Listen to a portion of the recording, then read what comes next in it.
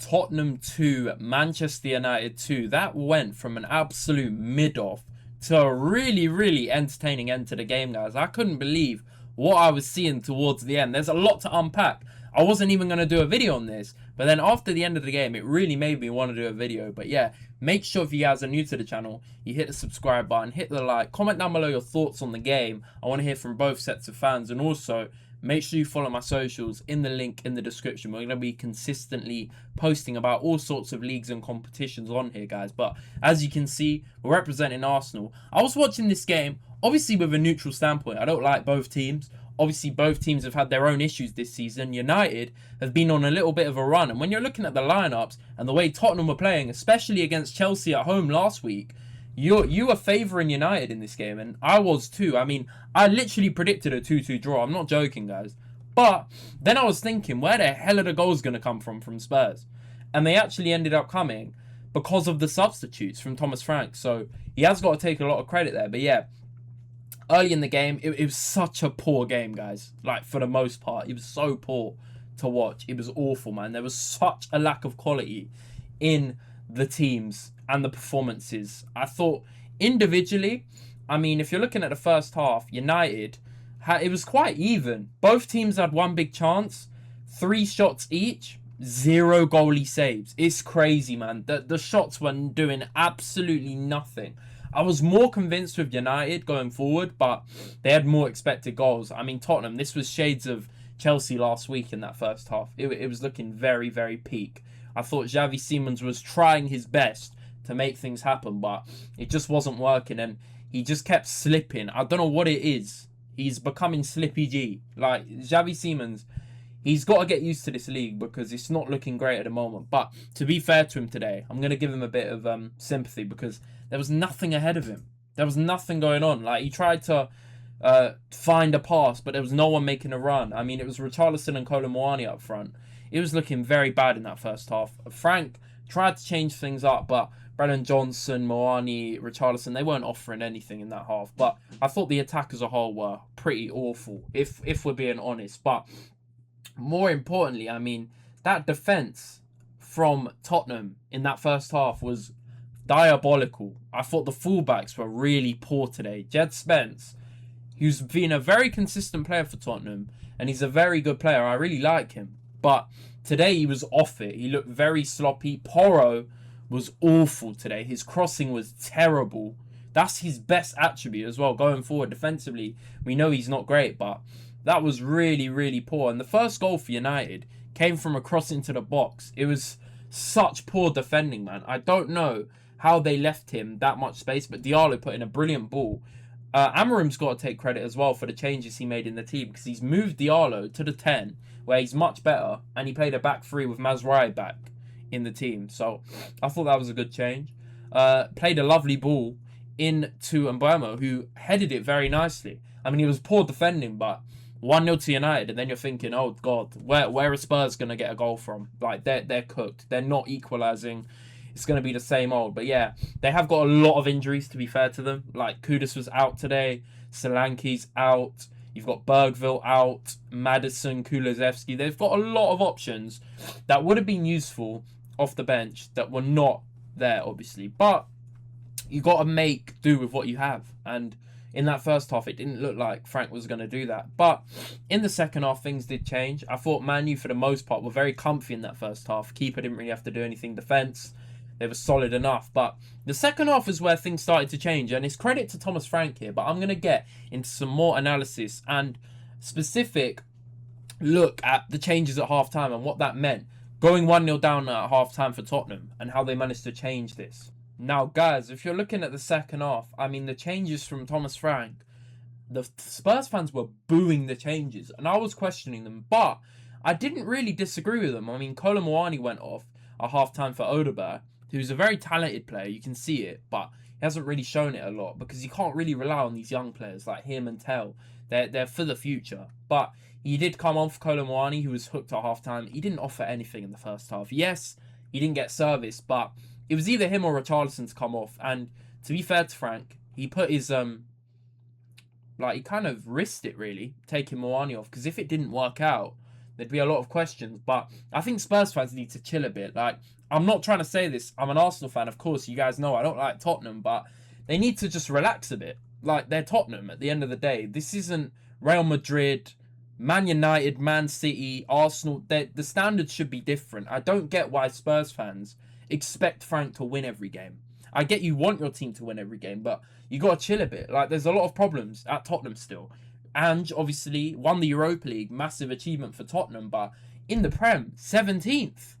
Like, the only way is up, really. So they got to give Frank time working with the team, and we've seen in previous weeks a lot of fans getting annoyed, and I hear it, but got to chill, man. Got to chill on Thomas Frank, in my opinion. But yeah, today the changes paid off massively. I mean, Odegaard was arguably player of the match when he came on because he made such a difference on the wing. But yeah, I didn't even mind his changes. I mean, he eventually took off Xavi Simons, which was massively booed by Tottenham fans. I get Xavi Simons was the only one trying to look for stuff, but he wasn't doing anything, guys. He was just running around, losing the ball every time, slipping over.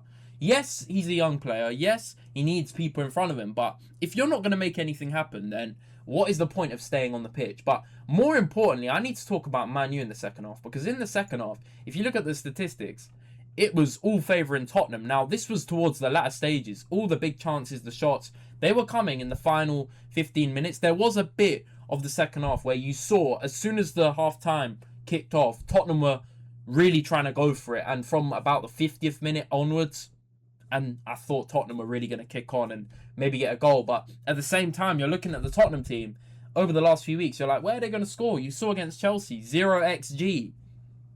Oh my. But, hey, credit to Frank, man. Because that Odegaard change really made something happen. Like, I don't know what it was, but it really made Tottenham start to click in attack. And Man U, I think they got a bit complacent, especially towards the latter stages. They were 1-0 up.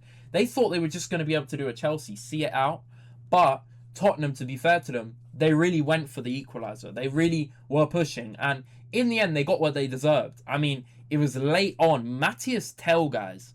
Matthias Tell came off the bench. He's had his critics. He scored a banger against Leeds. I always rated him at Bayern. I really liked him. I was just so pissed when he went to Tottenham. But, hey, it was a lot of money for a youngster. And today, he proved his talent, man. Brilliant finish. I think it was, who passed it into him? Yeah, Udogie, who arguably should have started. I think it would have been much better. Udogie on the left, Spence on the right, because Porro was offering nothing in this game. But he came off the bench, played, obviously, Udogie, who also came off the bench. So the changes were the difference maker. Odegaard, Udogie, and Tell all had stuff to play in the goals. All those changes. And the ball in was good, but, hey, that touch and finish, yes, there was a deflection, but Tell's got to take a lot of the credit there, man. That was a brilliant finish. Explosive finish. Got the fans off their feet. 1-1 with plenty of time to play. So that was a big, big goal. But I want to talk about Man U. In that second half, I mean, I thought individually, I was only really impressed with Mbeumo because I thought he did a lot going forward in that game. De Ligt had a good game. I thought he could have done better for the goal they conceded. Maguire obviously got injured. Sure, we don't even talk about that. But yeah, I think they lacked a lot in that second half, man. They didn't really look convincing in the attack. Yes, they were keeping the ball a bit, but they weren't really doing anything with it. Bruno was trying things, but it wasn't really coming off.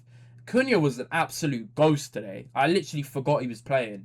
I actually forgot he was playing, guys. But yeah, that second half was not it from a Man U standpoint, especially in the latter stages. They really showed naivety in that final bit. I'm not even going to blame Amrin because, yes, he made changes. He made proactive changes, guys. Like, he tried. But, hey, I think the players let themselves down. Obviously, they got the equaliser in the end, but that Matthias Tell goal really switched momentum, and I was like, oh my, Spurs are actually going to go and win this. And that's what we all thought happened.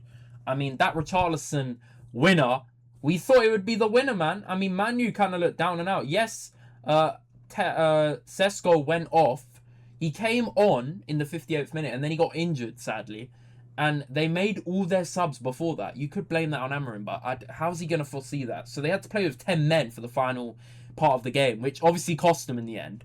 But it's not just that, man. The players looked off it. They really didn't look up for it in the final bit, but they did get their equaliser. So fair play to them. But yeah, Richarlison's goal, it was a really nice bit of play from Odegaard there. It was a really nice play down the wing, really nice, crossed it in, and Richarlison glanced it in. I thought it was Odegaard's goal. It came from a corner, I believe. Sorry, not down the wing. It was a corner. I'm trying to remember it as we go along, guys. Really am, but it was a corner. It landed at Odegaard's feet, and I was thinking, oh my God, he scored a really good goal. Like, it's gone in the bottom corner, but if you looked closely, I don't know what the Man U defence are doing. I think they've got to be blamed because they left so much space for Richarlison. I thought he was offside with the amount of room he had, but he kept himself on. I don't know who kept him on side, but whoever it was, shocking defending, but he glanced it on, headed it in, took his top off, did the most. Richarlison, who had a poor game overall, but he got what he thought was the winner, which is massive. He took his top off, but unfortunately for him, it ended up looking very silly indeed because Man U managed to get a last gasp equaliser, guys. I couldn't believe what I was seeing. I was thinking the ref's going to play a bit longer. It was 6 minutes added time. It was going to play a bit longer. They had a corner. Lamens was up. And then, yeah, De Ligt. Terrible marking. Terrible marking. Van der Ven obviously had a good game. I thought with his challenge on Sesko, which I forgot to mention, which is why he got injured, but it was unintentional. Sesko pulled away, and I was thinking he's got to score this.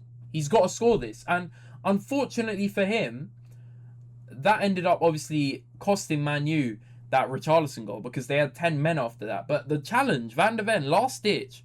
Sesko, I don't know what he's doing, guys. Like, honestly, why is he taking so long on the ball? Just shoot. He took too long. Van der Ven got back, last ditch, tackle, saved the goal. But yeah, that De Ligt equaliser in the end, I don't know who was marking him. I don't think anyone was. He was so open. I don't know who was near him. Let me know, because, yeah, they got to take criticism for that. Because Tottenham, doing the most Tottenham thing ever, cannot see out a game. It's mental, man. I can't believe they didn't go on and win this. But De Ligt, fair play to him. Vicario, I thought, had not a great game today. And that final corner, I don't know what it is with him. He's an amazing shot stopper. But when it comes to corners, he is Flappy Bird, guys. He's done it against us so many times. He cannot stop headers from corners. I don't know, or any cross. He's just not great. So, yeah, that was really poor, man. Like, I don't know why he's so far behind the line. He basically pushes it out, but by the time he's pushed it, it's behind the line. I was thinking, what is he doing? There's no way that ball's gone across. But, hey, De Ligt equaliser last minute. Man U fans, you'll take it. You'll take it. Yes, you thought in the first half all the momentum was with you.